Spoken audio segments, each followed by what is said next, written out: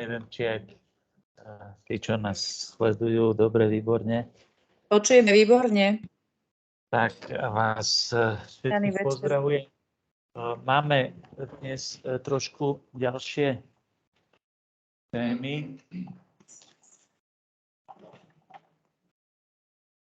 Trošku náročnejšie nás budú teraz čakať, tak preto som chcel, aby ste trošku niektoré veci mali aj na očiach.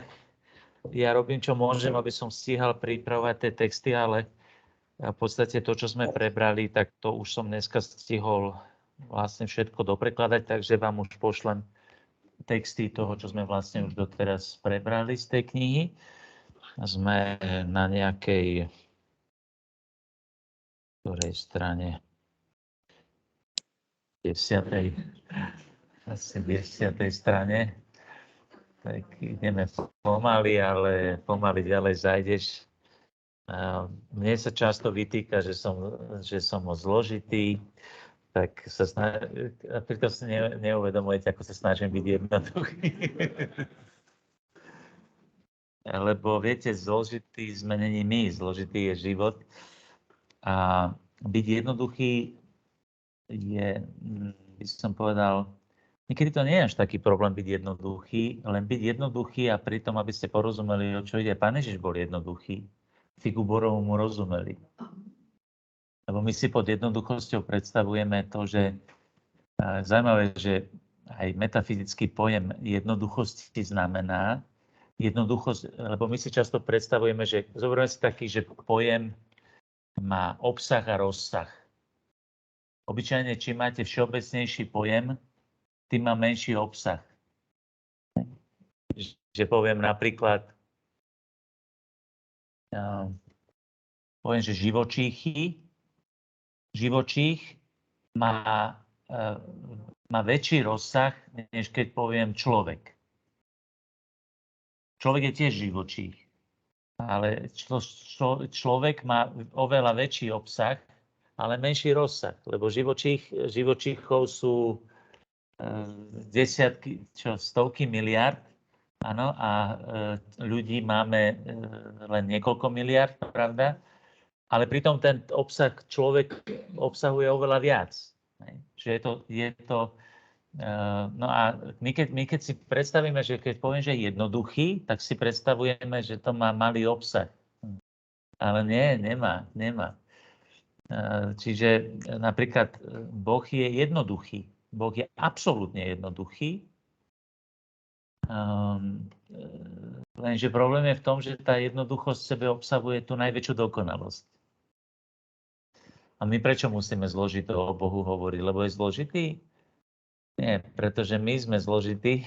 Nie sme schopní tú jednoduchosť strebať do seba, nie sme schopní ju porozumieť. Takže Pán Ježiš je jednoduchý, ale s tým veľkým, ja to vidím na pápežovi Františkovi. Pápež František je jednoduchý a mnohí si myslia, že mu rozumejú. Poviem vám to tak. A veľmi ľahko sa dá ukázať a preukázať, ako mnohí ľudia, ktorí si myslia, že mu rozumejú, mu nerozumejú. Lebo to, ako ho interpretujú, je úplne zle. Častokrát. Takže to je len na také vysvetlenie teda toho, že nie je to také vždycky úplne jednoduché hovoriť jednoducho. Ale snažíme sa o to, ako vládzeme a ako vieme. Záleží od toho aj, o čom hovoríme a tak ďalej. Takže no, my sme začali hovoriť o pojme osobnosti a povedali sme, že je veľmi ťažké zadefinovať, čo toto slovo osobnosť, alebo čo pod tým myslíme, pod touto znalosťou, pod týmto pojmom osobnosť. Existuje veľa definícií. Náš profesor Insa prijal za svoju vlastne jednu definíciu od jedného psychologa amerického, Georgea Kellyho, že osobnosť je stabilný spôsob interakcie so sebou samým, s inými a so svetom. Aby som nadviazal na to, čo sme hovorili minule. Takže sme vlastne povedali to, že vlastne tá osobnosť, ona sa prejavuje v tej interakcii, v tom pôsobení, ako sa správam k sebe, ako sa správam k druhým a ako sa správam k svetu.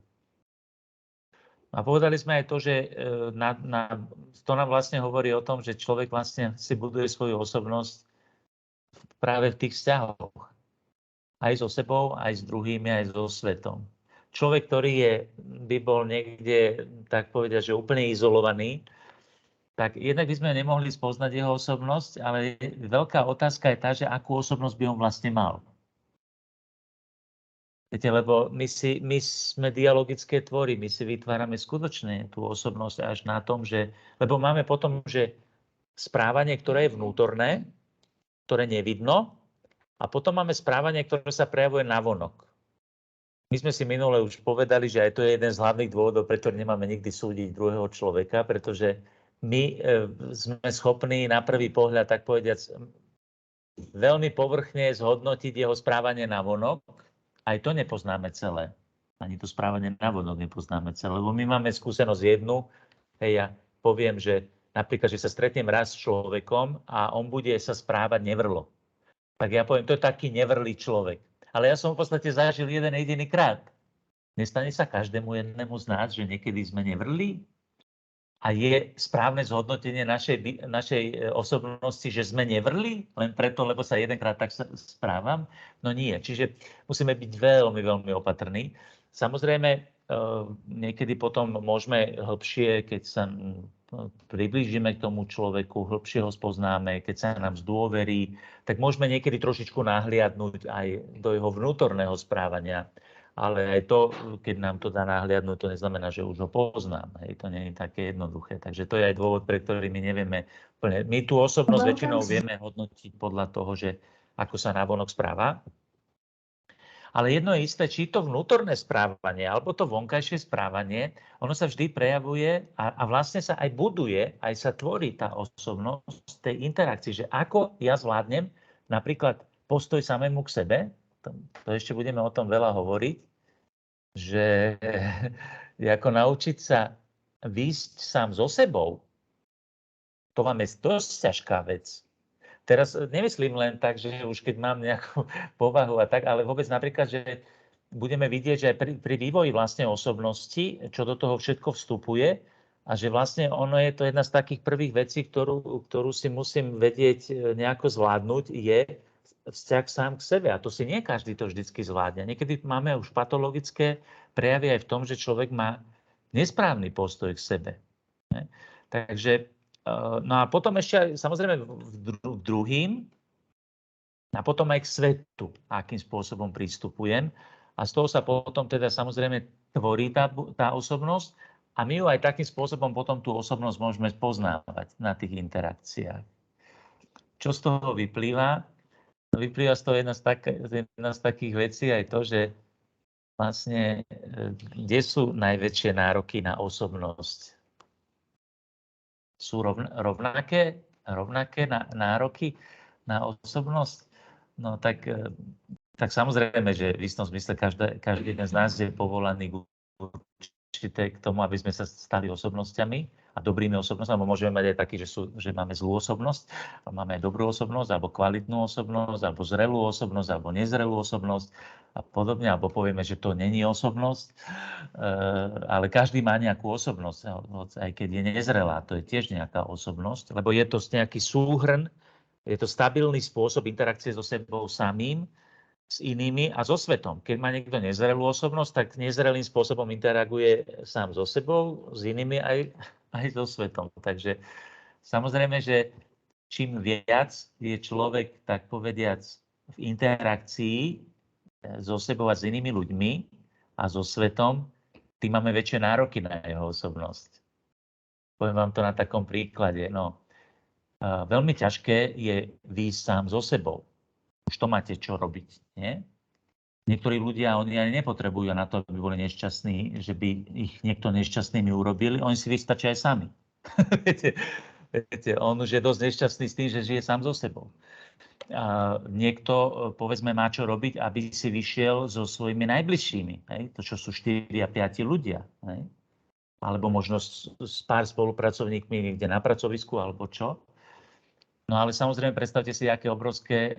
A vo všetkých týchto veciach sa prejavujú všetky naše nedostatky, všetky naše nezrelosti a tak ďalej. Samozrejme, keď máte osobu, ktorá musí mať interakciu s obrovským množstvom ľudí, to sú tie tzv. Spoločensky exponované osoby, alebo verejné osoby, no tak tam vidíte tie nedostatky oveľa viacej, pretože viete, vy si s vlastnou rodinou je náročné, ale keď máte politika, ktorý si má výjsť s celým národom, to už máme čo robiť. Hej? Keď máte farára, ktorý si má výjsť s obrovským množstvom ľudí, ktorí majú rozličné stupne zrelosti, veku, kultúry, ja neviem čo všetkého, to je strašne ťažké. Samozrejme, keď máte nejakú osobnostnú vadu, malú, tak ona sa tak strašne nejak neprejaví, keď je v nejakom malom prostredí, ako keď je zrazu, viete?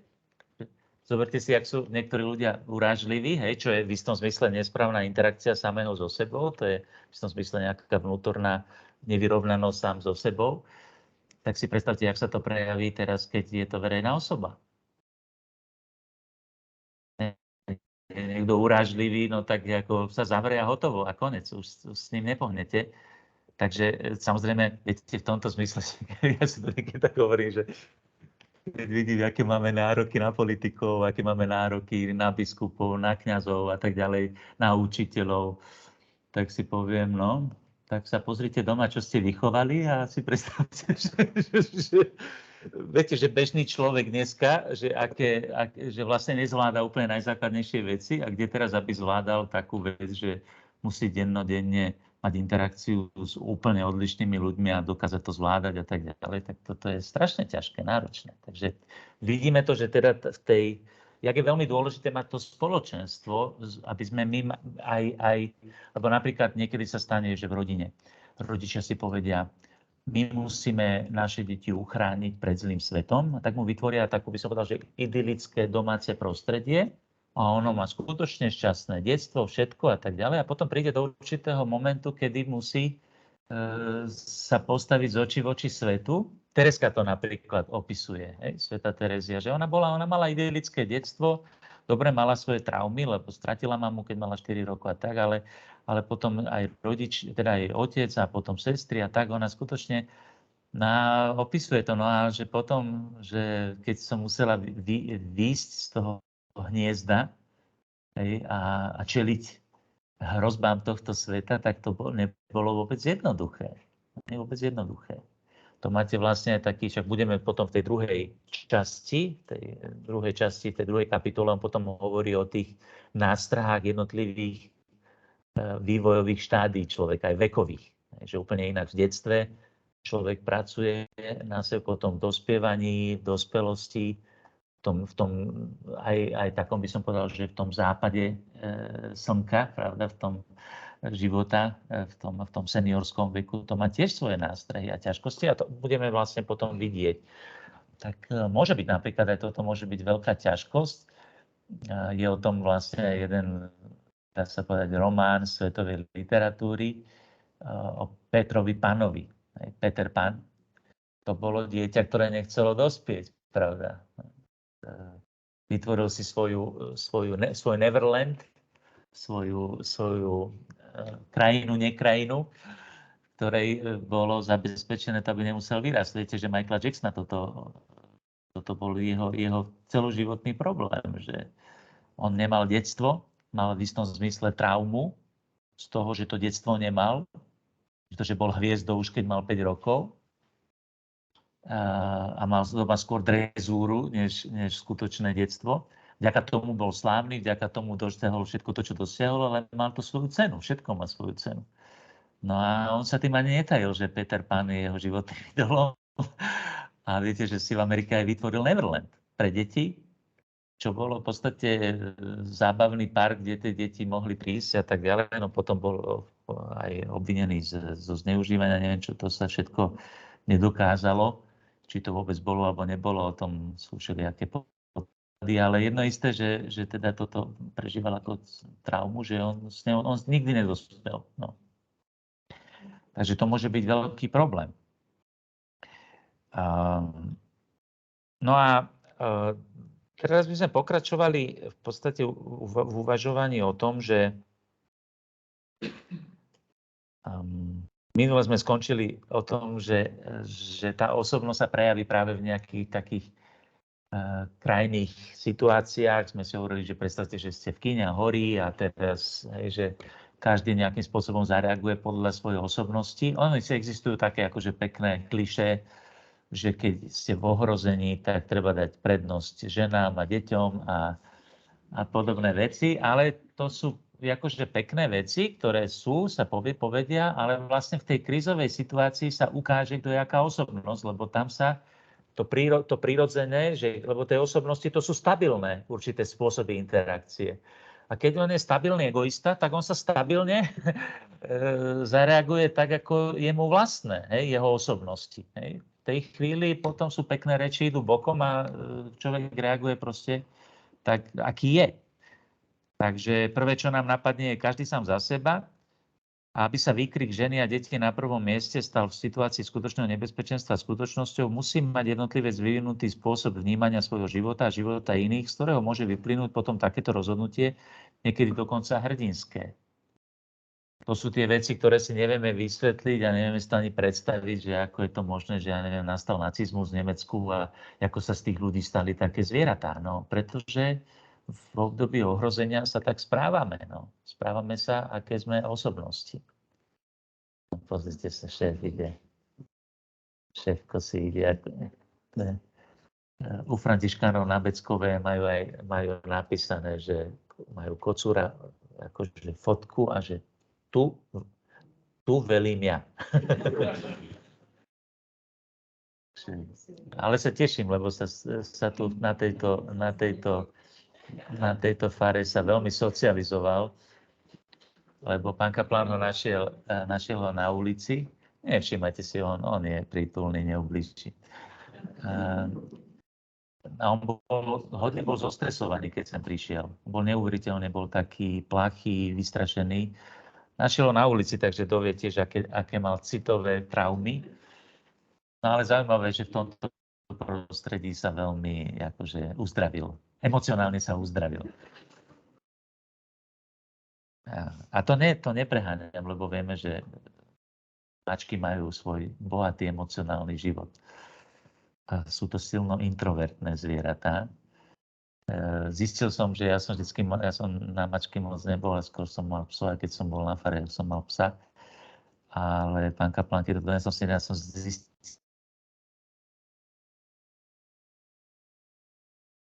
dáte im najavo 2-krát za deň, že ich vnímate, áno, ale oni si svoje. Čiže to psovi sa musíte venovať. No. Takže je to ideálne zviera na faru, lebo na fare nemáte čas sa im venovať. No. Navyše reakcia na tú istú udalosť je u každého človeka veľmi odlišná. Niektorí okamžite vidia urážku a prejdú do protiútoku. Tu vidíme už potom, že závisí od tej osobnosti, že napríklad povie sa nejaká veta, a každý na ňu zareaguje úplne inak. Niekto hneď sa cíti byť urazený, lebo to berie, že to bolo akože útok na neho. A to tiež hovorí niekedy viac o jeho osobnosti, než o tej samotnej vete, ktorá zaznela.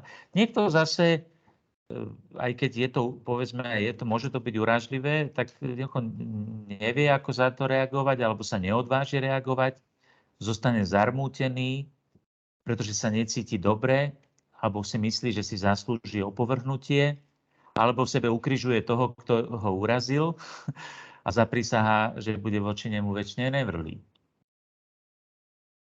To máte ľudí, ktorí niečo poviete a vy nemusíte mať hneď zlý úmysel. Ja som tak zažil, že napríklad takéto osobnosti som zažil aj počas mojich štúdií, lebo keď ešte do toho vojde kultúra, bo každá kultúra úplne inak reaguje. No.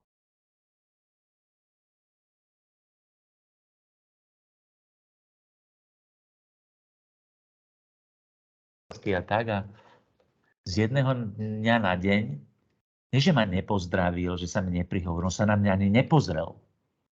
Úplne, že som bol vymazaný z jeho sveta. Viete, ja som ale nevedel, nikdy som sa nedozvedel, že čo sa vlastne stalo, čo som vlastne.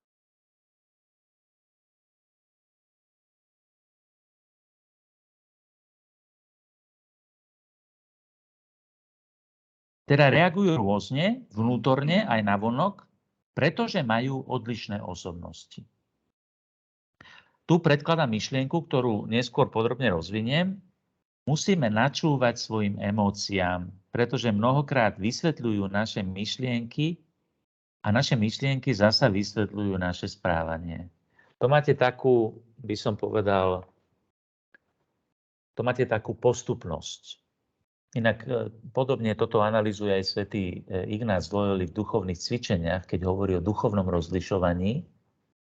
Tak tam je vidno, ako je moderný. To sú moderní svetci, teda takí, že novovekí. Bo to dovtedy nebolo. Boli nejaké duchovné kritériá, ale že skúmať vlastné emócie, to predtým nikdy nebolo. V jezuitskej tradícii je to veľmi silné.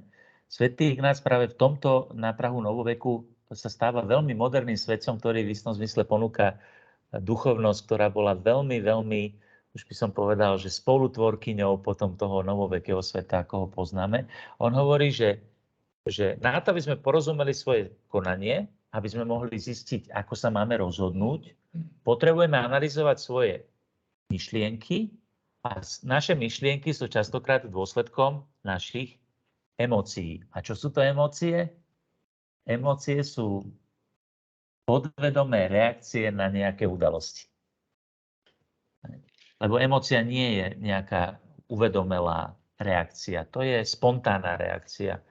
V istom zmysle, až sme povedali, že až chemická, alebo teda biochemická, neurologická nejakým spôsobom. Nejaký podnet. A takýmto spôsobom máme emóciu, máme myšlienku, potom máme konanie. To nemôžeme preskočiť. Takže je dobré, ak si môžeme hneď prvú vec z týchto našich stretnutí zobrať, že sa budeme učiť načúvať vlastným emóciám. Porozumieť im. Niektoré typy, zase budeme hovoriť o tom, niektoré typy majú tendenciu emócie preceňovať. To sú veľmi silne emocionálne typy alebo sentimentálne typy. Potom sú ale také typy, ktoré svoje emócie považujú za slabosť a tak ich ignorujú. No ale keď ignorujete vlastné emócie, tak ignorujete jednu obrovskú súčasť vlastnej bytosti, z toho, akým spôsobom vlastne čím ste. Ale to vás dobehne. Tým, že ich odignorujem, keď odignorujem emócie, to máte ako pštros, ktorý schová hlavu do piesku. On si myslí, že ten svet potom prestane jestvovať. Alebo malé dieťa sa schová pod stôl. Že je to taká nejaká obranný mechanizmus. Lebo emócie nás robia zraniteľnými, tak sú zase typy, ktoré takýmto spôsobom tie emócie ignorujú. Ale treba sa naučiť im načúvať. Pretože mnohokrát vysvetľujú naše myšlienky a tie zasa naše správanie. Keď sa cítim ponížený, nahnevaný alebo opovrhovaný, môžem si myslieť, že druhá osoba, čiže mám pocit, som ponížený, nahnevaný alebo opovrhovaný.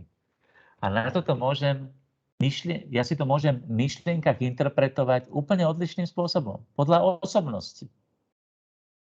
Keď sa cíti byť opovrhovaný a je preto nahnevaný alebo sa cíti byť ponížený, tak si môže myslieť, druhá osoba sa zachovala nespravodlivo voči mne. A to môže byť jeho úplne prvá spontánna reakcia, ktorá vyplýva z jeho osobnosti. Lebo jemu furt niekto ubližuje. Úplne iný typ osobnosti môže na to reagovať, no to je preto, lebo ja som taký opovrhnutia hodný, ja som taký na nič, toto presne som ja. Áno? A nič iné si nezaslúžim. Úplne iná reakcia. Tretí môže reagovať, no tak mi treba, lebo to si zaslúžim. A potom reagujem na tieto myšlienky tak, že hneď vyskočím a reagujem a postavím sa mu. A čo si ty myslíš? A čo som ja? A prečo sa ku mne takto správaš? A neviem čo. ten, ktorý sa cíti byť opovrhnutia hodný, tak ten sklopí hlavu, zostane smutný a týždeň v depresii, ale nikdy nikomu zle nič nepovie. Chápete, že tá osobnosť je taká, ona sa nebráni, ona nepovie, že tak to by som povedal, že ako? Hej, že sa nepoháda s tým človekom. A ten druhý vlastne ani nevie, že on ešte potom týždeň je z toho úplne, že nevie pomaly existovať. V úlohe formátora sa bežne kladie dôraz na konanie. A tak formátori majú často, alebo vychovávateľia, majú často tendencie vynášať rozkazy, áno, typu, alebo usmernenia, rady, urob toto, nerob toto, takto sa nesprávaj, hento nerob. Keď počúvate rodičov, tak to väčšinou je o tom.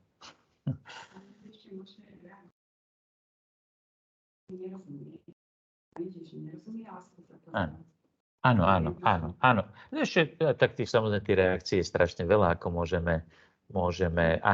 môže sa cítiť byť. Nie, presne tak, môže byť. No ale teda, aby sme sa vrátili k tomu, že v úlohe formátora sa bežne kladie dôraz na konanie, takže urob toto, nerob toto. A zanedbáva sa povzbudzovanie učiaceho sa, aby sa pozrel do svojho vnútra a objavil emócie a myšlienky, ktoré konanie vykonali, aby sa naučil rozumieť tomu, ako funguje, že prečo tak koná. Že povedzme, že ten vychovávateľ povie, ja neviem, príde dieťa, ktoré príde zo školy, alebo sa medzi sebou súrodenci sa pobijú, hej, a teraz rodič zistí, že sa pobili preto, lebo ja neviem, jeden druhému niečo povedal. Ano? Niečo ponižujúce, alebo ja neviem čo. Hej. A teraz rodič mu povie, to sa nemáš urážať. Ano? Čiže on mu povie, čo má robiť a čo nemá robiť. Ale to dieťa cíti bolesť. To dieťa cíti krivdu. Hej. A teda ten vychovávateľ na to, aby mohol pomôcť tomu dieťaťu, aby sa neurážalo, tak musí ho naučiť načúvať tým emóciám a správne ich interpretovať. Hej? Že on ti povedal, to je tvoj súrodenec, on ti povedal, že toto nemáš robiť, alebo teda, že toto si urobil zle.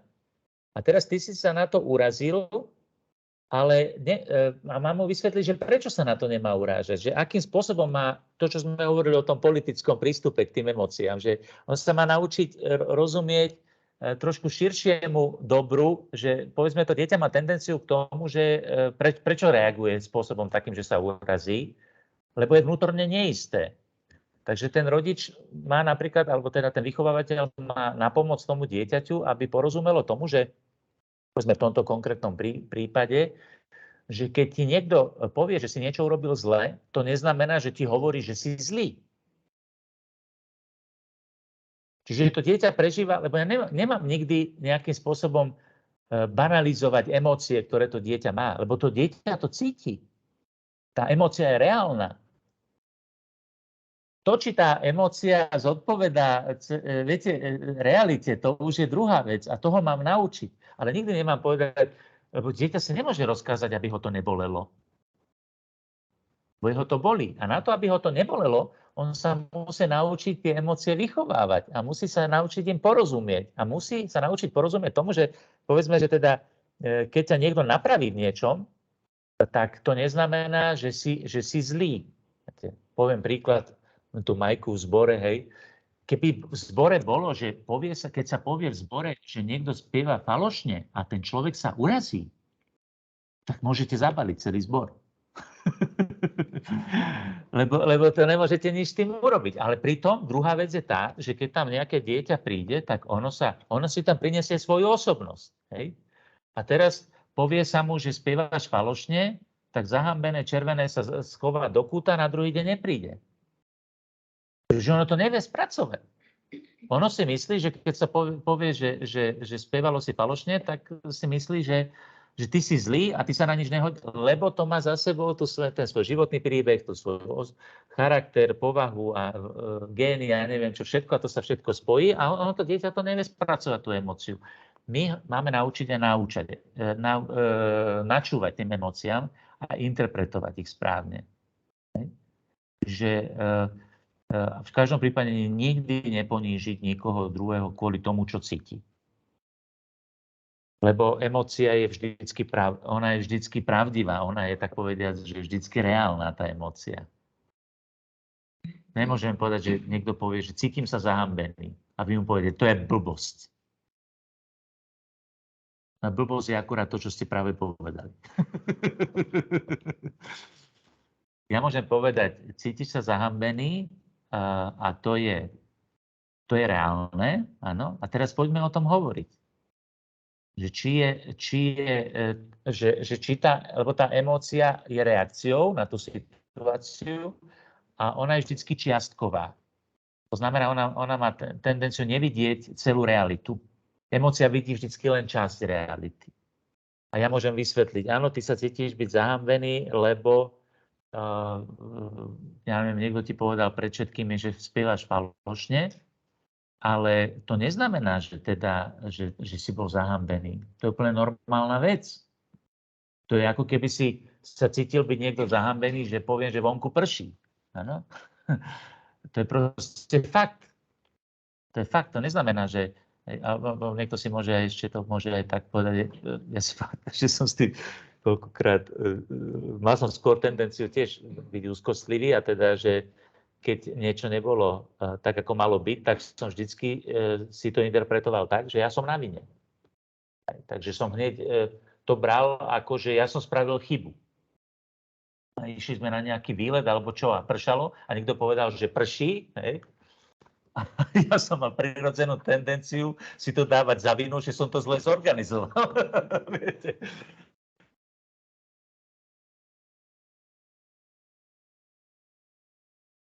To je proste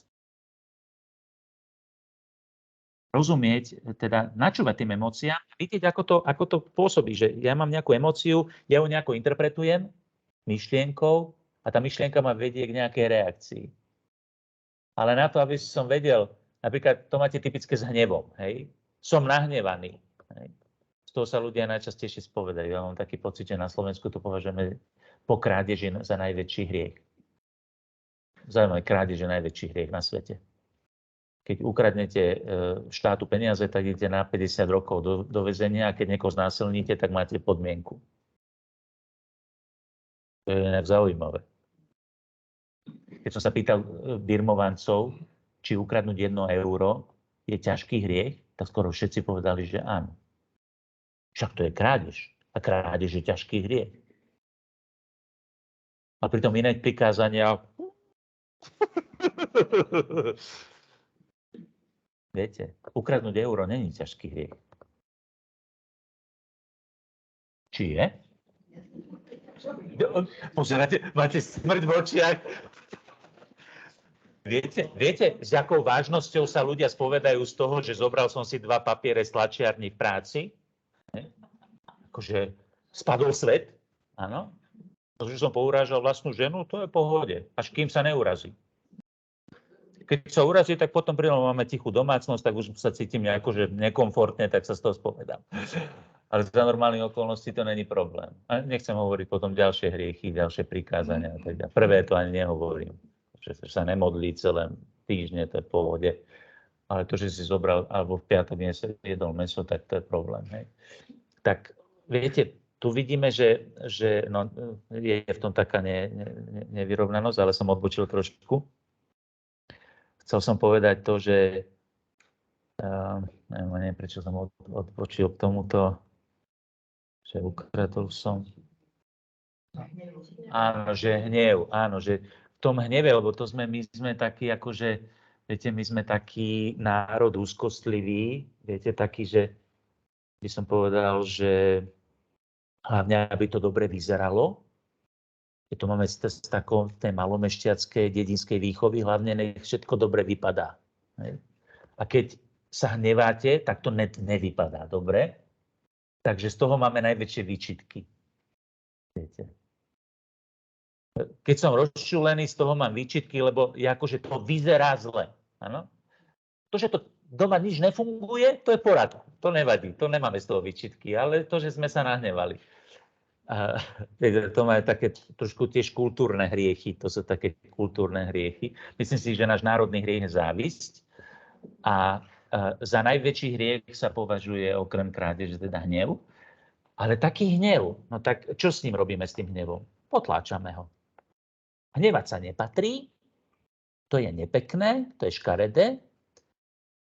Tak mi jeden chlapček 4-ročný na lyžovačke povedal, chodil do školy lyžiarskej a dostal medailu. A ja hovorím, fúha, reko, ty už máš medailu 4 roky a za lyžovanie máš medailu, ja som nejaký starý, ja som ešte žiadnu medailu, tak to ti aj závidí. On sa na mňa tak pozrel. Ale závidieť je škaredé. To bol výrok lyžovačky toho roka. No, takže u nás teda na Slovensku hnevať sa je, byť nahnevaný je škaredé, to sa nepatrí. Takže poďme sa snažiť urobiť všetko preto, aby sme to nejako udržali, ten hnev. Akože to, že som vnútorne nasraný, až to bolí, to nevadí, len to není vidno. Áno? A tak máme takých usmievavých, dobre nahnevaných ľudí. Áno?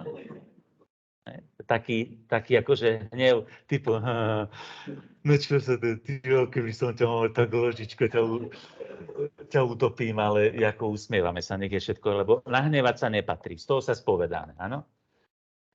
Ale už sa nikto nespovedá z toho, nemôže sa spovedať, že prečo sa hnevá, lebo na tým nikdy nerozmýšľa. Hnevať sa je problém, z toho sa spovedám a teraz sa opýtam, a preto ja som taký provokatívny a pri svätej spovedi poviem, hneval som, a bol som nahnevaný. No a čo? Ja teraz pozeráš, počkajte, to je hriech. Není. Jak môže byť hnev hriech? Ne? No počkajte, ale ja toho človeka nemôžem ani vidieť, ja ho neznášam. No a to ste nespovedali. Alebo no počkajte, ale ja som teda pri tom no nechcem povedať, že čo povedal, áno. No ale to ste tiež nespovedali. Vidíte? To je to, že my nepracujeme s tými emóciami, my sa nesnažíme im porozumieť, že tá emócia vyvolala potom nejakú interpretáciu a tá interpretácia vyvolala nejaký skutok. Ja sa spovedám len z toho, že som mal tú emóciu. Ale celý ten dynamizmus, a keď ho nepochopím, tak čo s tým môžem robiť? Nič. Za prvé, ani som neuznal hriech. Lebo ja uznávam len to, že som sa nahneval. Ale neuznávam pýchu, neuznávam netrpezlivosť, neuznávam nelásku. A to sú všetko hriechy, ktoré s tým súvisia, ktoré sú dôsledkom toho nesprávne zvládnutého hriechu. Alebo som bol nespravodlivý. Hej? A už toto potom, akože potom z chlpatej dechy to potom z toho človeka nejako vyjde. Ale viete, ja som nie tam vyšetrovateľ, aby som ja ho vypočúval. Ale ja mu chcem pomôcť tomu človeku. A oni sú väčšinou vďační, lebo potom zistí, no, že aha, takto som nad tým nerozmýšľal. Lebo ak sa páči. No, presne tak, no. Respektíve, áno, príčinu, ale ono to je nielen príčina, ale toto je vlastne aj dôsledok. A v konečnom dôsledku je to, tak by som povedal, že viete, to je paradoxné, lebo príčina je väčšinou pred následkom a tá emócia je na začiatku, čiže tá emócia je príčina.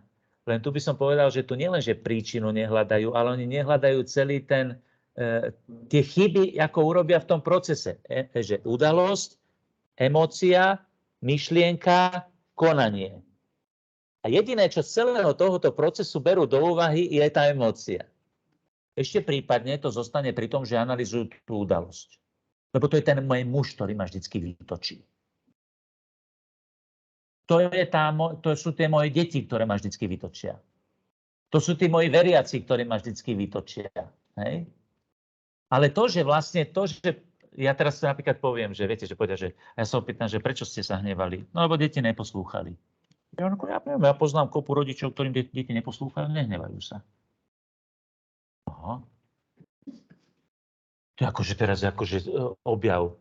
Lebo to znamená, že si myslíme, že na to, aby sme boli šťastní a správne reagovali, musí byť splnený celý rad, normálne celý zoznam akože podmienok, ktoré musia byť. A keďže ja mám taký život, aký mám, a ja mám takú rodinu, akú mám, a mám, viete, spolupracovníkov a manžela a deti a bratrancov a mamu a neviem koho takého, tak ja nemôžem byť svätý v podstate. Lebo svätý môže byť ten, ktorý žije v dokonalom prostredí, kde sú všetci dokonalí. Viete, problém je v tom, že ten človek nezažil to, že keby bol v takom dokonalom prostredí, viete, čo by zistil? Že by sa nič nezmenilo. Pretože jeho osobnosť by bola taká istá. A tak si mnohí myslia, čo urobia. Že oni z toho prostredia utečú, idú niekde inde a viete, čo zistia? Že ten hlavný problém, ktorý mali, ich dobehol. Lebo ten súvisí s ich schopnosťou stabilnej interakcie so sebou samým, s prostredím a s ľuďmi. Čiže nie je to ovplyvnené v prvom rade. Lebo ja môžem na tú istú situáciu reagovať napríklad, že dobre, deti neposlúchajú. Zrelý rodič vie, že deti neposlúchajú. Nezrelý rodič, ktorý zápasí s mnohými vecami vlastnej osobnosti, on teraz zápasí s čím? On zápasí so všetkým. Ja som na nič mama. Áno? To nesúvisí vôbec s deťmi. Lebo deti neposlúchajú. To je normálne. Teraz vlastne tú mamu, alebo toho otca, alebo toho vychováva, toho kňaza, dobehne celá jeho minulosť. Jeho výchova, to, že on sa buď sebou pohrdá, alebo nekriticky si myslí, že on je najdokonalejší, všetci sú na figu. To môže byť osobnosť, áno. Alebo povie, že on sa už nezmení, alebo mne nikto nerozumie. Hej. To sú také typy, mne nikto nerozumie. Však áno, isté, kto by ti rozumel, však ani ty sám sebe nerozumieš. Kto by sa v tebe vyznal. Hej, čiže, viete, tá osobnosť, ona sa proste v tých a teda ja, aby som vedel na tom pracovať, ja musím načúvať tej svojej emócii, učiť sa. Teraz som nejako zinterpretoval a tá moja interpretácia tej emócie je správna? A ja to musím ale porozumieť tomu. To musím sa skúmať. Lebo to nikto nevidí. Ja ako kňaz, keď počúvam toho človeka, tak oni povedia, a tak mi povedzte, že ja netuším. To musíte vyzistiť. Mohlo by to byť, ale mamička sa mi spovedá, že neposlúchali deti a sa hnevala. Tak ja neviem, tak mohlo to byť, že sa cítite, že ste zlá mama. Presne. Viete, no niekedy sa to podarí, ale niekedy to nemusí byť. Niekedy to môže byť inak, niekedy to nemusím interpretovať správne. Takže človek musí sa skúmať a teraz zistí, že áno, no, tak ja som sa hnevala, pretože áno, toto bol hlavný dôvod, prečo sa hneval. Nie je to, že deti neposlúchali. Alebo veriaci na mňa reagovali takto a takto. Hej? Tak tá moja reakcia, to, ako som ja to zinterpretoval celé, bola správna?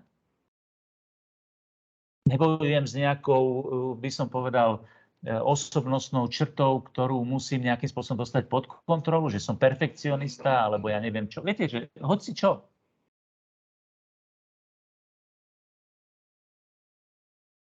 Čiže formátor nesmie zanedbávať povzbudzovanie toho, ktorého vedie, aby sa pozrel do svojho vnútra a objavil emócie a myšlienky, ktoré konanie vyvolali. Tieto jednoduché príklady zdôrazňujú dve triády, ktoré sme tu videli.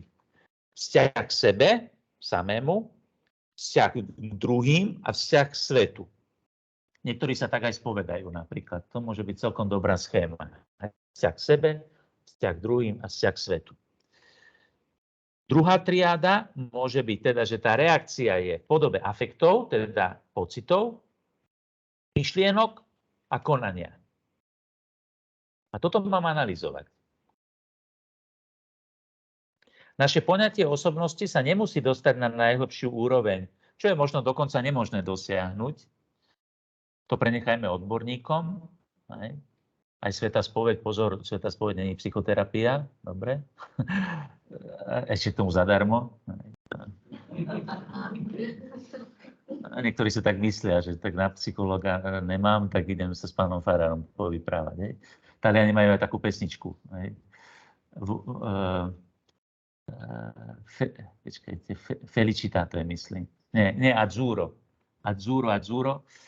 Il pomeriggio è troppo azzurro, že máme príliš akože horúce popoludne letné v Neapoli. Sa tam spieva o tom, že teda už nevie, čo si začať, že non c'è neanche un prete a chiacchierare. Že není to ani kňaz, s ktorým by som si pokecal. Ne? Pán farár, to je tak na zahnanie nudy, že, hej, že tak, však on nemá čo robiť. Takže mohlo by to niekedy takto si myslieť. Nie, to v niektorých prípadoch treba odborníka. Odborníci by vedeli možno, že tak do hĺbky, ale to ani nie je úplne celkom potrebné. Potrebné je len to, aby sme sa postupne učili do určitej miery rozumieť tým reakciám a aby sme to vedeli správne usmerniť. To je dôležité. Isté, môže, ale tom by som bol tiež opatrný, lebo tak gnózy a niektorí kňazi sa na to moc spoliehajú a viete, môže to niekedy byť aj také dosť silný sebaklam.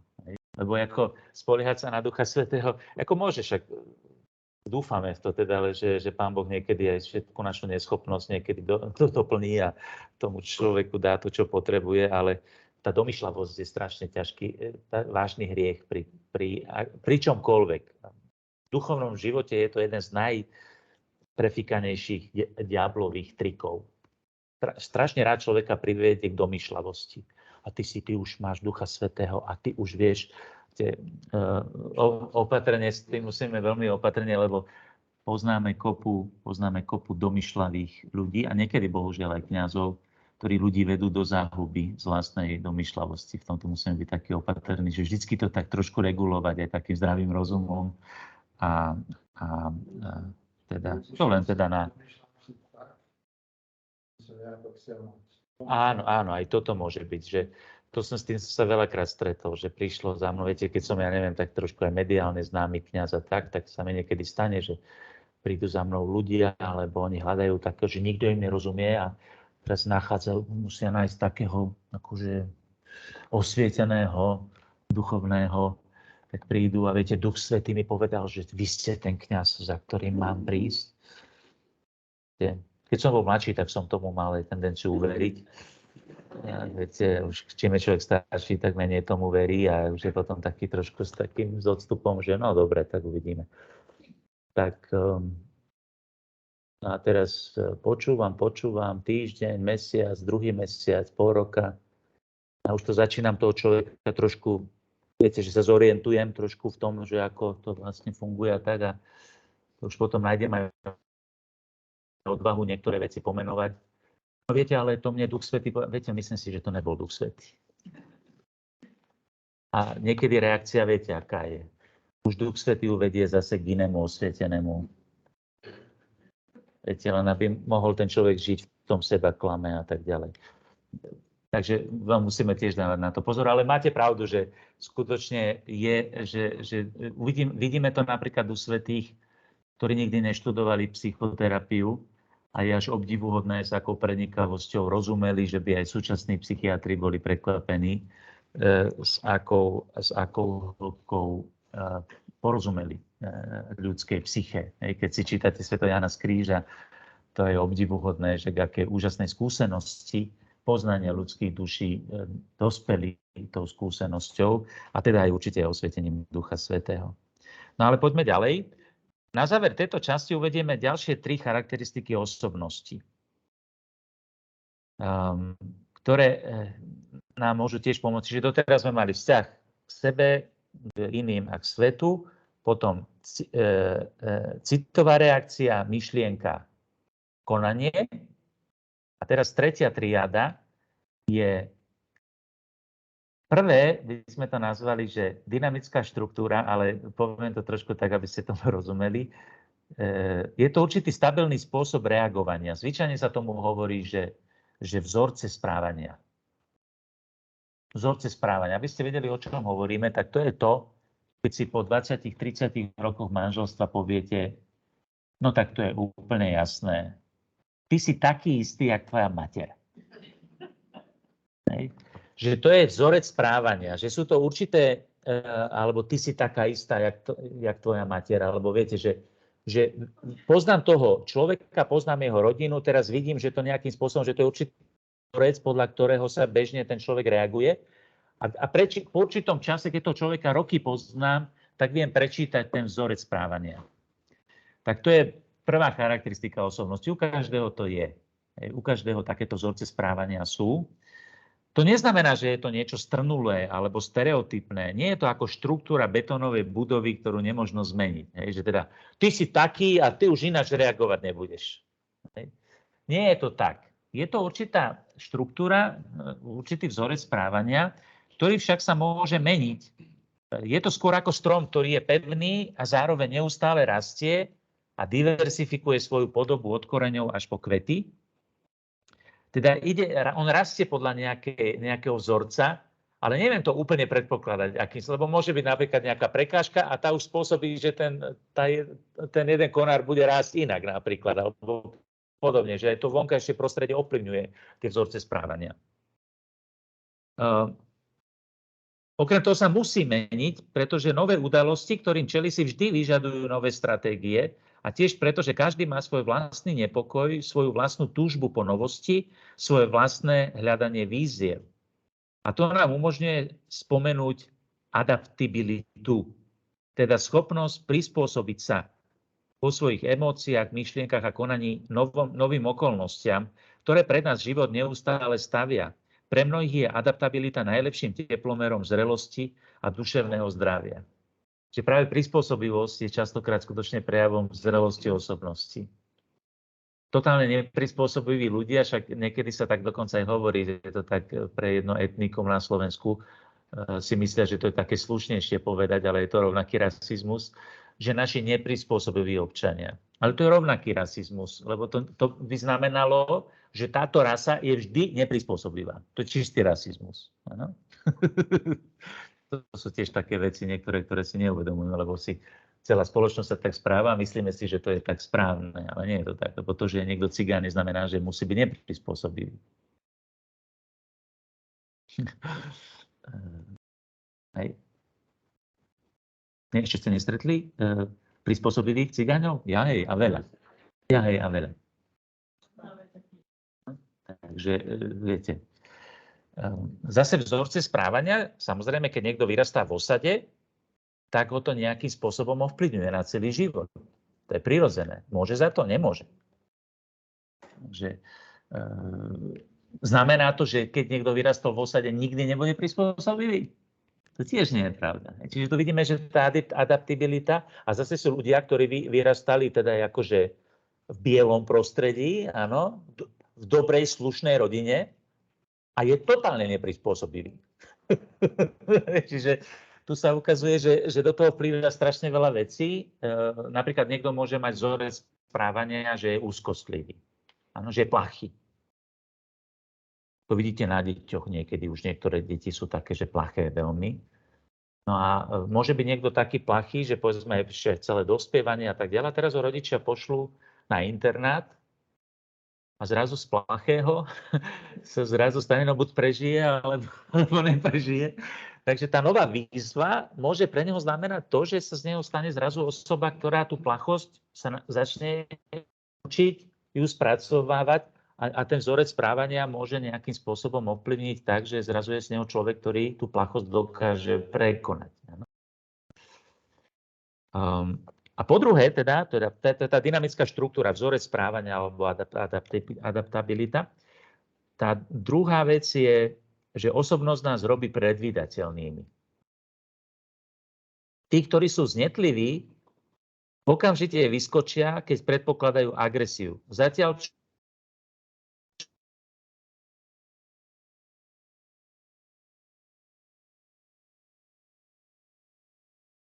zodpovedných, poriadku milovných a spoľahlivých ľudí, ktorí môžeme zveriť nejakú úlohu s maximálnou istotou, že ju vykonajú najlepšie, ako vedia. Zatiaľ, čo v iných prípadoch musíme byť neustále ostražití, aby sme sa vyhli nepríjemným prekvapeniam.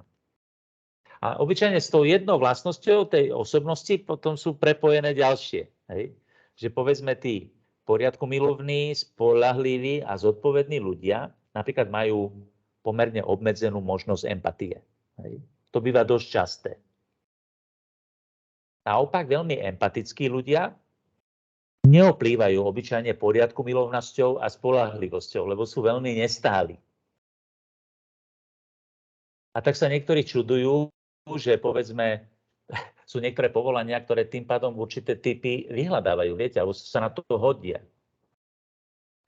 Tak kostolníkov napríklad väčšinou nerobia empatickí ľudia, ale spoľahliví, poriadku milovní, hej, a stáli. Ano? Takým môžete niečo zveriť a môžete sa na nich spoľahnúť. Niekedy, nie že niekedy, ale väčšinou s tou povahou je spojené to, že teda povedzme má nejakú povahu, teda, ktorá nie je až taká empatická a podobne. Ale zase poviem to tak, že empatickým ľuďom by som nezveril ani bicykel častokrát. Lebo majú tendenciu byť nespoľahliví. Druhá vec je tá, že neznamená to, že ten, ktorý je empatický, nikdy sa nestane spoľahlivým. A viete. Ale teda takýmto spôsobom tá typológia funguje. A my vieme, že sú predvídateľní. Ten človek, ktorý je v poriadku milovný, on je predvídateľný a preto sa na ňoho môžem spoľahnúť. Tak ako zase človek, ktorý je predvídateľne nespoľahlivý, tak ja môžem predvídať, že sa na ňo nedá spoľahnúť. Chápete? Väčšinou sú totálne nepredvídateľní ľudia narušenú osobnosť.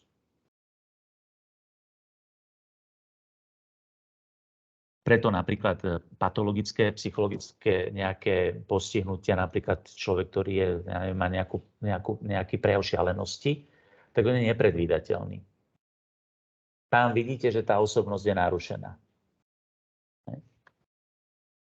Čiže to tiež, tá predvídateľnosť je tiež prejav nejaká premenná, veľmi dôležitá pri hodnotení osobnosti. Napokon osobnosť sa v priebehu života vyvíja. Samozrejme, tu treba povedať, že tá predvídateľnosť nie je v rozpore so slobodou. Nie sme stroje, ktoré pri rovnakom podnete reagujú vždy rovnako. Chcem tým povedať, že budeme mať počiatočný impuls reagovať určitým spôsobom, pričom si zachováme možnosť s väčším či menším úsilím tomuto impulzu odolať. Za predpokladu, že sa dostatočne ovládame, ako uvidíme neskôr. Čiže my môžeme hovoriť o nejakej prirodzenej osobnosti, ktorá potom na sebe pracuje. Napríklad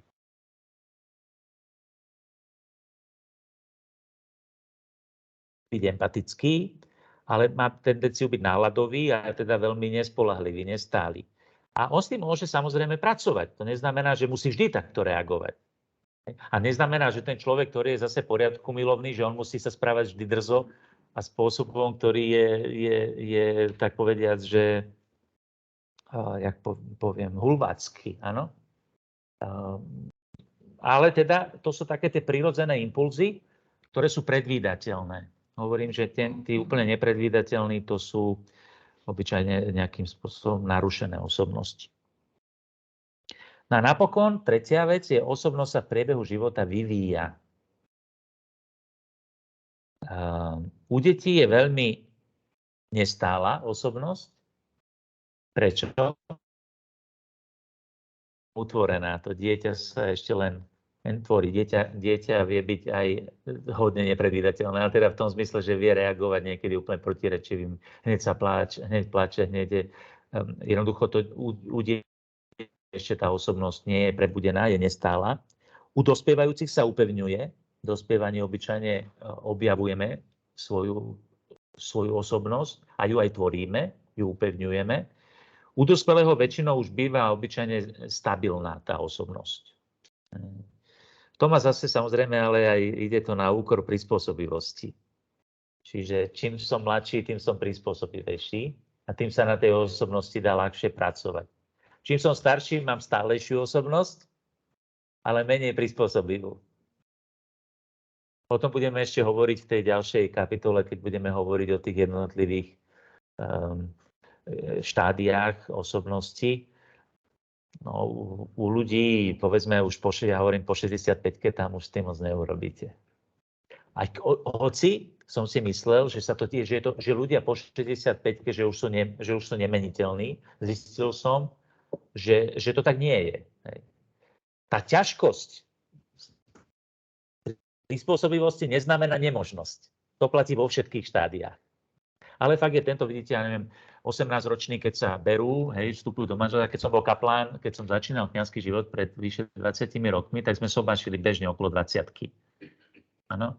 Tak tam sme zbojovali s tým, že oni ešte teda väčšinou ani úplne nevedeli, že čo robia, alebo proste koho si berú, alebo proste bolo to také ešte nestále. No ale boli veľmi prispôsobiví. Dneska už sobašíme tak medzi 30 a 40. Nie je ojedinelé, že sobašíme 50-ročných. No tam, ja keď si predstavím, už som sobašil aj ľudí v mojom veku, jak to hovoril jeden z otcov, že z našej farnosti, že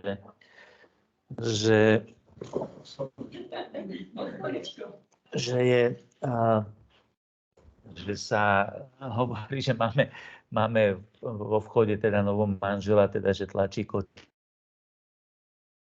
že to je najnešťastnejší chlap na tom chode, ale teda to tak s nadhľadom určitým teda bral, teda v tom zmysle, no ja keď si predstavím teda, že by som mal teraz malé dieťa, tak vám poviem, ja to som teda sa v živote musel všeličomu prispôsobovať, ale to vidím, že každým rokom je to veľa ťažšie, to úplne inak, keď ste mali 20 a keď máte 50, to je úplne, a keď máte 60, 70, to je zase niekde úplne inde. Takže tá prispôsobivosť sa tiež mení.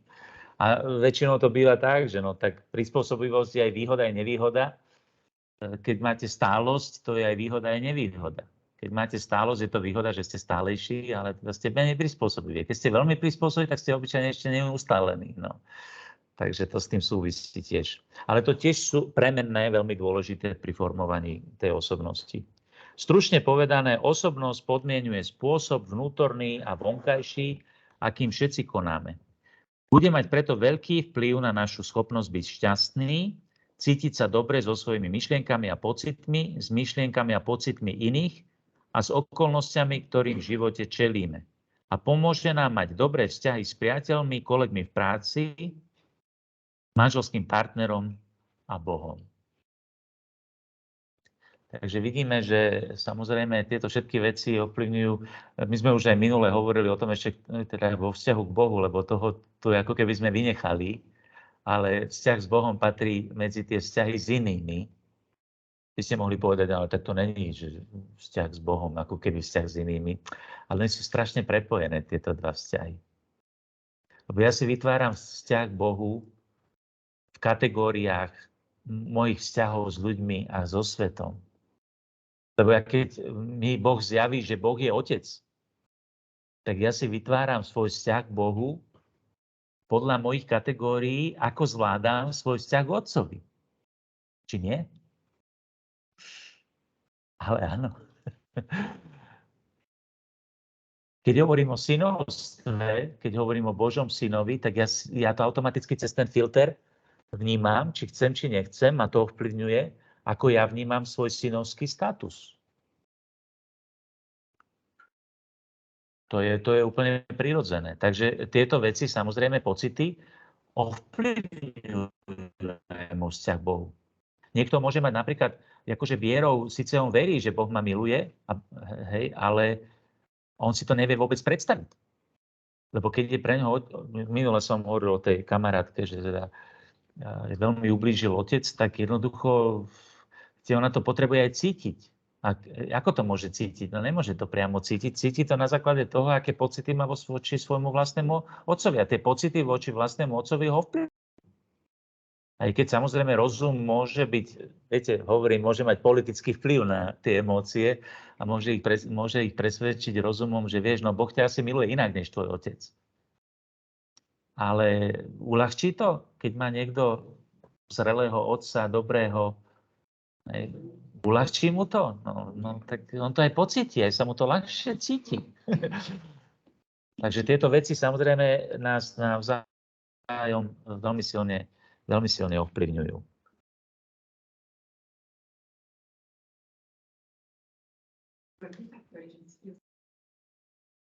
to pomôže.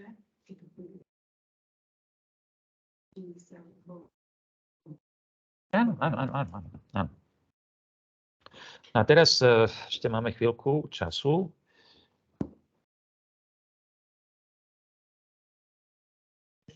Nech sa páči. Tam ste hovorili, že zrelosť sa, čím človek zdravší, tým je prispôsobivejší. Ale dáš také?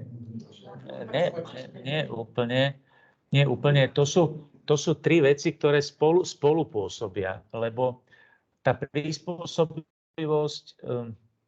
prispôsobivosť je jedným z ukazovateľov osobnosti. Takto by som to povedal. Zoberte, že tieto tri veci, to sú ukazovatele, ktoré spolu pôsobia na tom budovaní osobnosti. Lebo nemôžeme to, ak si takto pochopil, tak to nie je úplne ono, lebo máme typy, že sú nezrelé osobnosti, ktoré sú že totálne prispôsobivé.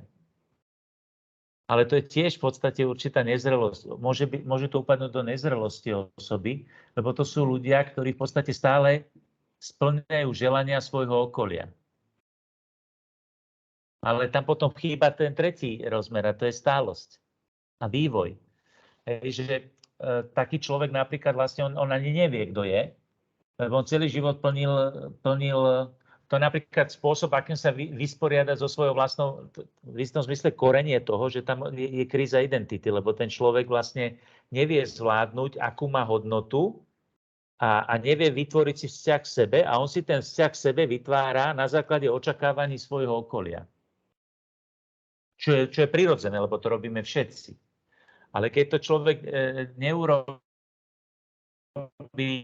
správnym spôsobom, tak sa vlastne vytvorí nezrelá osobnosť, ktorá nepoužíva, by som povedal, že tú interakciu s inými ľuďmi, aby som zistil, kto v skutočnosti som a aké je moje miesto. Ale on si to vlastne, by som povedal, v určitom momente sa mu to zdá byť ako napríklad, že môže byť taký človek veľmi vnútorne neistý, a tú svoju neistotu nezvládne a tú svoju neistotu potom by som povedal, že vysporiada sa s ňou tak, že v podstate ja som si istý vtedy, keď robím to, čo druhí chcú odo mňa. Chápete?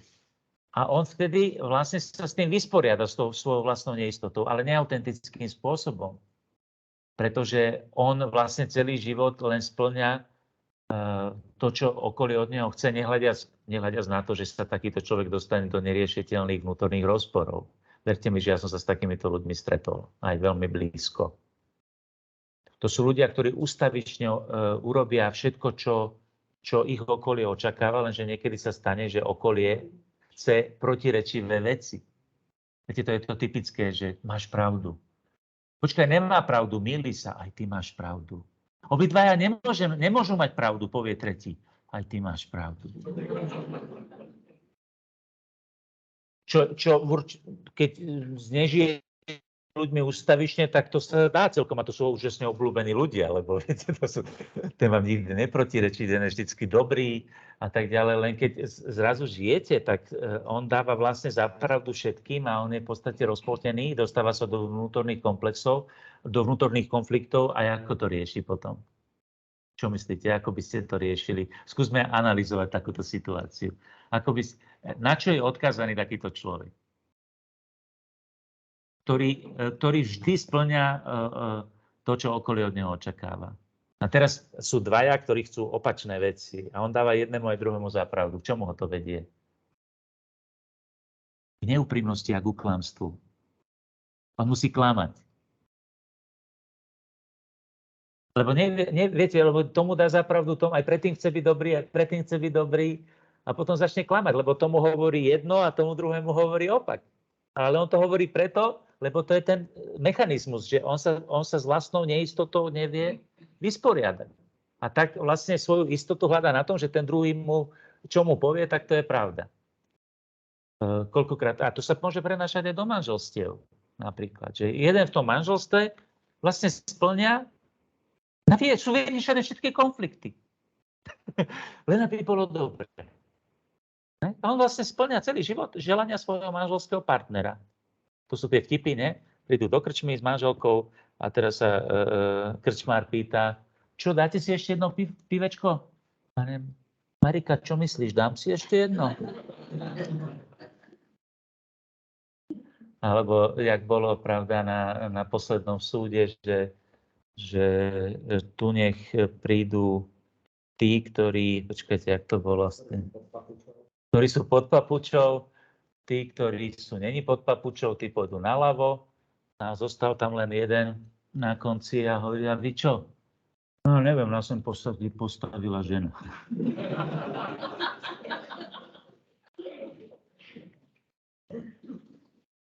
On ani nevedel, či je pod papučou. Čo myslíš? Počka, som pod papučou. No, viete, to pod papučou ľudovo, no to je toto, hej, to je toto, že vlastne človek, to je alienácia vlastného ja, lebo on ten človek vlastne nikdy, lebo to nie je partnerstvo.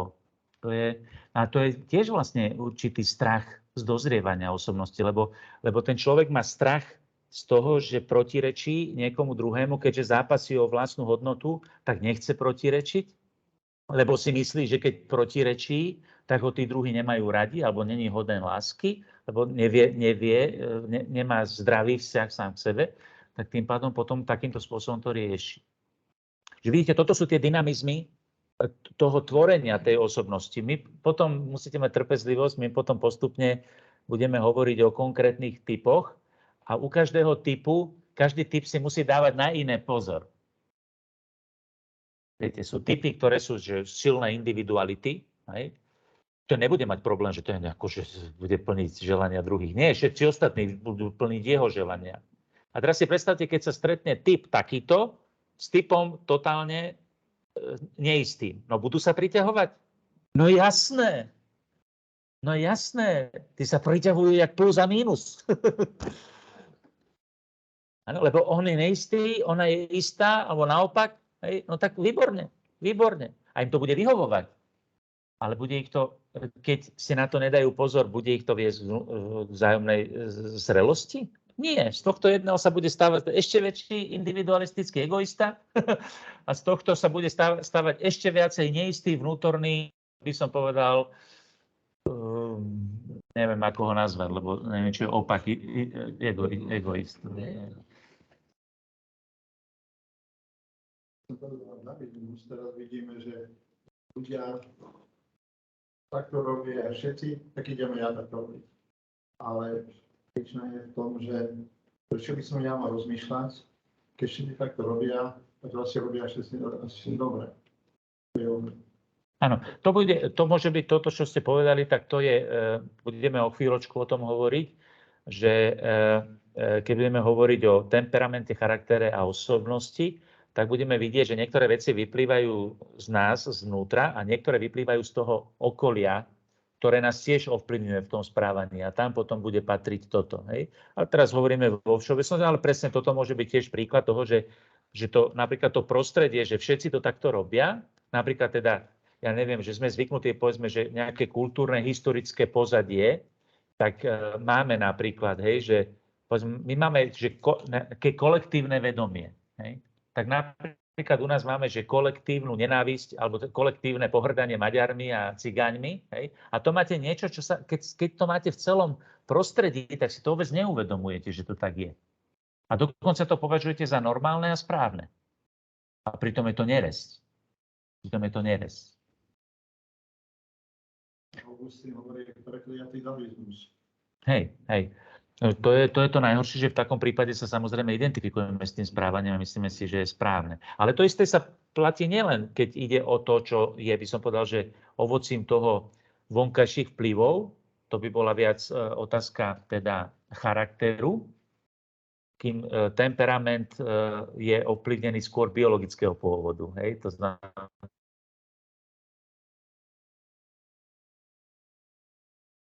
aj vplyvom výchovy, prostredia, spoločenského vedomia, kolektívneho vedomia a tak ďalej. Hej? Čiže napríklad to, že sme tak strašne citliví na tú krádež, tak to je cím kolektívneho vedomia, kde sa absolútne priorita sa dáva peniazom.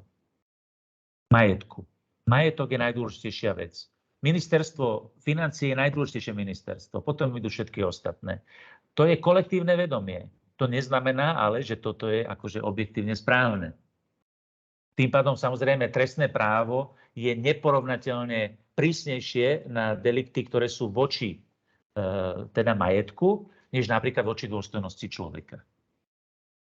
A tak za to, že máte únik daní a neviem v akej sume, tak vás dajú na 20, na 30 rokov do basy. A za to, že ste niekomu zničili život, lebo ste ho znásilnili, alebo ste ho zneužili, alebo podobne, tak vyviaznete s podmienkou. Hej? Čo ja považujem za nevyčísliteľnú sumu. Ale už v tom kolektívnom vedomí vidíte, 1 euro je ťažký hriech a iné hriechy veľmi ťažké, tzv. Bežné, však to robia aj ostatní. A častokrát napríklad sa takýmto spôsobom aj morálne vedomie ovplyvňuje, lebo človek príde na spoveď a povie, no, tak mám toto a potom také, jak majú všetci.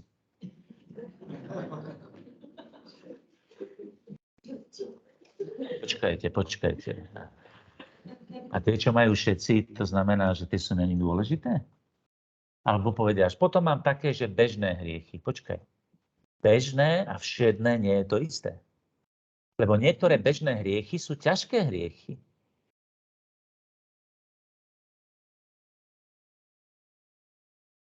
Lebo mnohé veci, ktoré sa bežne robia, sú ťažké hriechy. Bežný a všedný nie je to isté. Čiže tu vidíme, že to, jak nás ovplyvňuje to prostredie. Lebo a tam je potom, toto je najsilnejší, inak toto je najsilnejší argument pre tie hodnotové témy v politike, že či sa niektoré veci v politike majú teda zákonom stanoviť, že či to nie je vec, ktorá by, napríklad niekto povie, že pornografia povie, že teda by nemala byť voľne prístupná a tak ďalej. A niekto povie, liberál povie, že to je vec každého a teda to je vec výchovy a teda to každý má sa nechať sloboda a teda každý potom nech sa teda tomu bráni, ako vie. Hej? Lenže problém je v tom, že to tak nie je, pretože kolektívne vedomie je tvorené napríklad aj zákonmi. A to, čo je zákonom dovolené, je kolektívne považované za správne. A to vám hovorím zo skúseností. Mal som 7-akov, to bola práve trieda v jednom meste, nemenovanom, kde bolo veľa Rómov, takže to bolo dosť ťažké ich tam učiť. Tam bolo kopu detí takých, ktoré mali veľmi ťažký problém s tým, že aby sa dlhšie sústredili. Tak som mal s nimi dohodu. Sladké drevo, pravda, pre Rómov je dôležitá, gitara. Tak to sa inak hovorí, že katechet, keď ide s gitarou na náboženstvo, tak je zúfalý.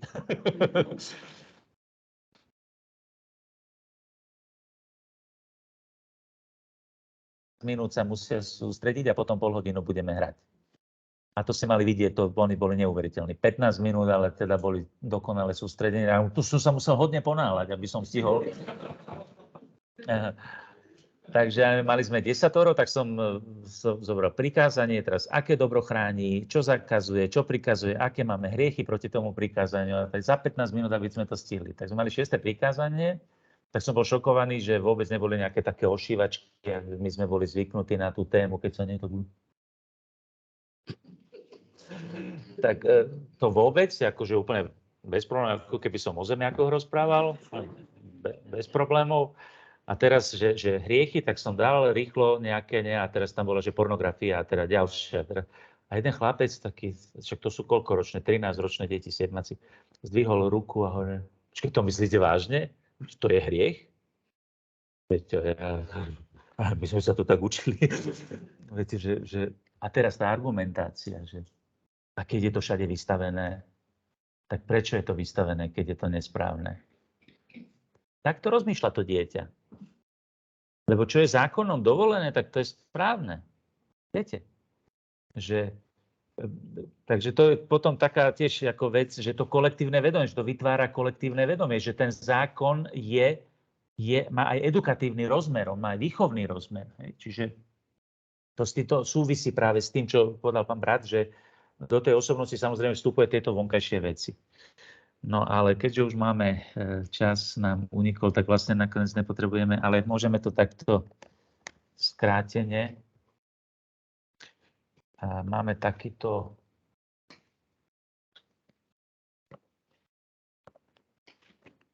Čo?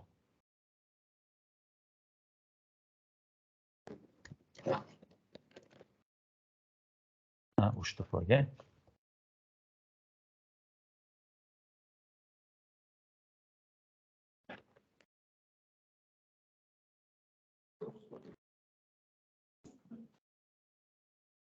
No, skúsim to zväčšiť.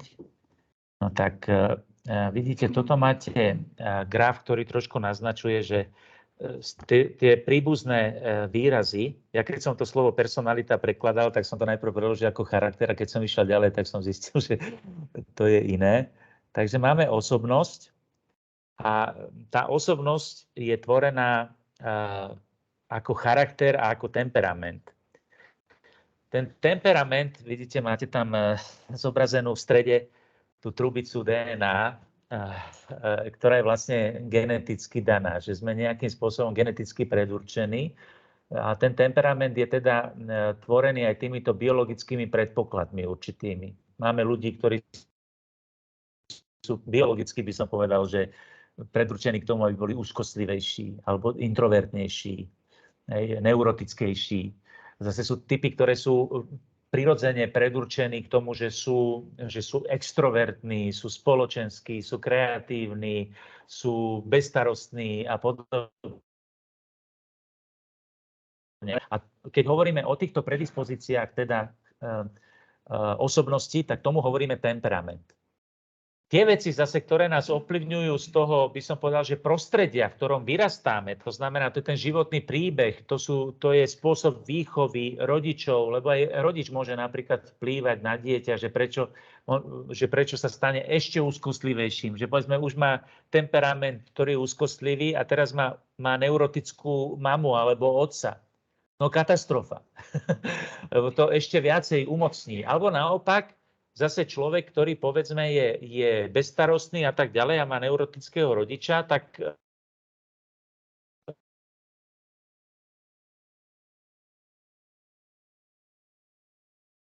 také potom typy, ktoré majú tendenciu utiecť z toho väzenia nejakého a podobne. Takže ten je daný zase tou výchovou a tými okolnostiami vonkajšími prostredia, interakciami s ľuďmi v rodine, prípadne nejakých životných traum alebo životných udalostí, ktoré ho vplyvňujú. Dobre, takže to je na vysvetlenie teda toho, že súhrn týchto dvoch dimenzií sa potom nazýva osobnosť. No a potom hovoríme o osobnostných črtách a to by sme si už teda nechali na budúce. Budeme vidieť potom už takúto tabuľku. To niektorí psychiatri a psychológovia urobili taký výskum, lebo tých typológií je veľa a niektoré sú aj také problematické, tak toto bude taký, by som povedal, že by som povedal, triezvejší pohľad na tie typológie, že tá typológia osobnosti, ona sa formuje viacerými vecami a o tom budeme teda hovoriť. To je tzv. Veľká päťka osobnosti. Otvorenosť k zmene, svedomitosť, extrovertnosť, prívetivosť a neuroticizmus. To sú vlastne takých 5 oblastí, ktoré potom formujú rozličným spôsobom, v ktorých sa teda, sú to východiska, v ktorých sa formuje tá osobnosť. Ale o tom už potom na budúce. Toto sú trošku také náročnejšie časti, ale keď sa cez ne prekúšeme, tak potom sa vám to bude ľahšie, vám to pomôže sa zorientovať v sebe, že aké mám predispozície temperamentu, aké mám predispozície charakteru, aká osobnosť sa z toho vytvorila a teraz, keď spoznám tú svoju osobnosť, akú ju mám, že ako na nej mám pracovať. To je u každého úplne iné. Lebo ja neviem, u človeka, ktorý má povedzme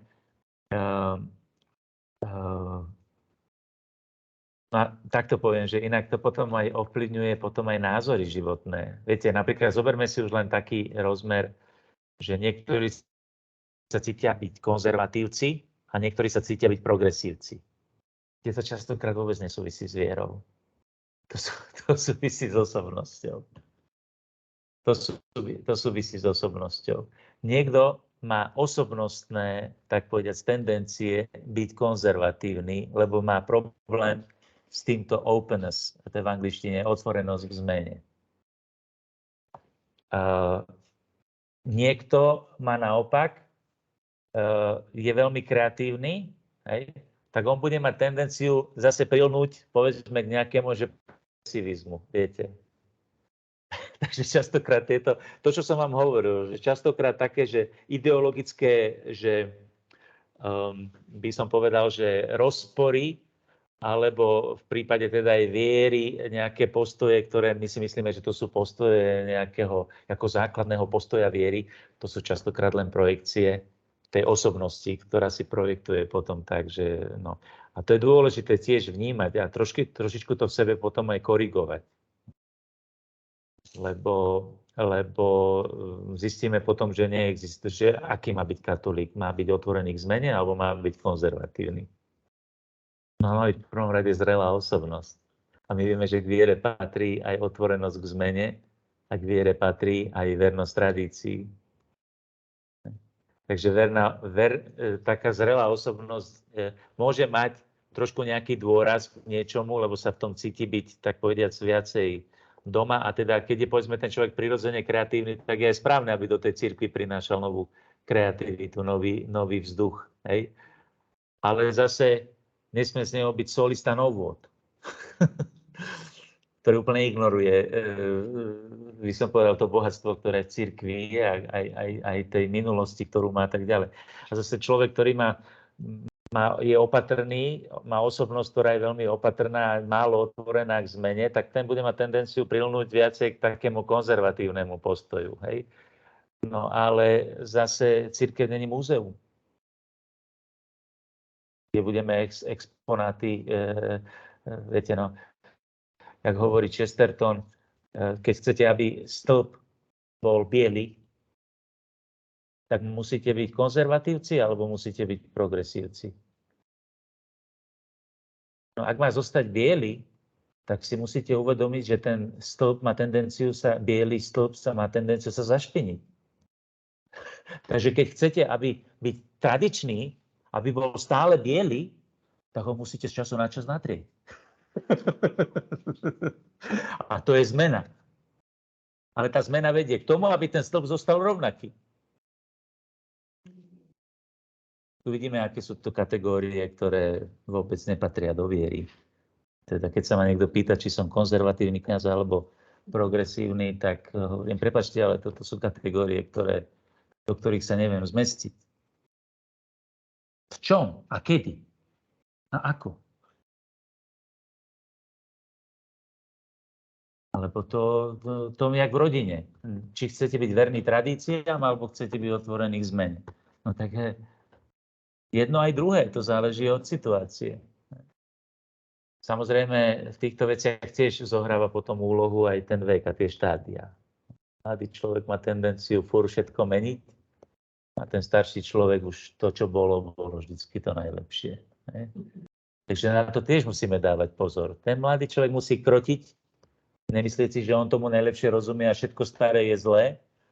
A ten starý si zase nemôže myslieť, že všetko, čo bolo voľakedy, že on si to neuvedomuje, ale že už si to trošku idealizuje. To máte jak tých, čo boli láska k národu. No keď celý život človek prežije mimo svojho vlastného národu, lebo bol emigrant, tak čo má tendenciu? Si ten svoj národ idealizovať. To máte aj ten, čo nemá otca alebo mamu.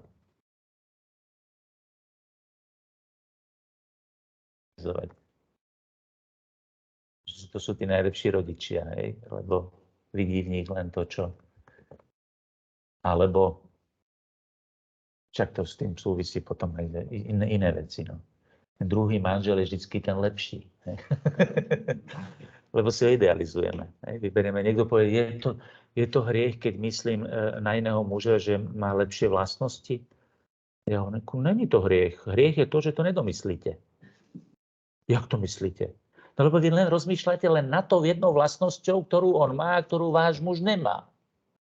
Ale vy nerozmýšľate nad tou daňou, ktorú to má, že vy nerozmýšľate nad všetkými vlastnosťami, ktoré ten muž má, ktoré by ste nechceli. Domyslíte to. Aha.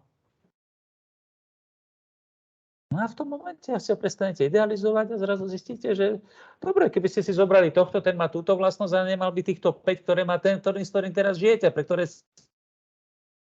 ho máte rada. Alebo naopak, hej. Viete, že to je all inclusive. Nemôžete z katalógu vybrať, ja chcem muža takto, hej. Jak dneska si chcú dieťa, hej, z katalógu si povedať, aké vlastnosti má mať tá eugenika, hej. A takto si to spravíme. No to je len pestovanie egoizmu, to není láska.